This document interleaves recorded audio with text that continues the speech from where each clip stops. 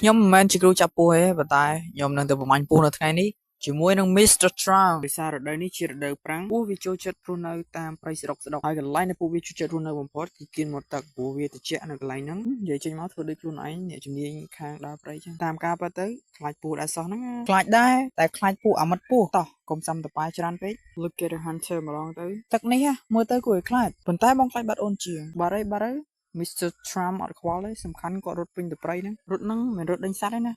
គឺរត់បង្អើសត្វហ្មង Mr. Trump កន្លែងនេះ Trump ឃើញកប្រុកប៉ុន្តែរត់ដេញអត់បានទេដោយសារ he just learn about hunt ចឹងទៅគាត់ have no experience គ្រប់គ្រាន់ក្នុងការដេញសត្វប៉ុន្តែឆ្កែហ្នឹងខ្ជូតខ្លាំងណាស់ខ្ជូតដូចអ្នកមើលចឹងហើយត្រីនៅក្នុងអូនេះធំខ្លាំងមែនតើបាទប៉ុន្តែវាមិនសល់ជាមួយនឹងបងយើងនោះទេដោយពួកគាត់ប្រើដងភ្លោះឆក់យកខ្ទេចសូម្បីតែកូនត្រីក៏ពួកគាត់មិនលើកលែងដែរបាទ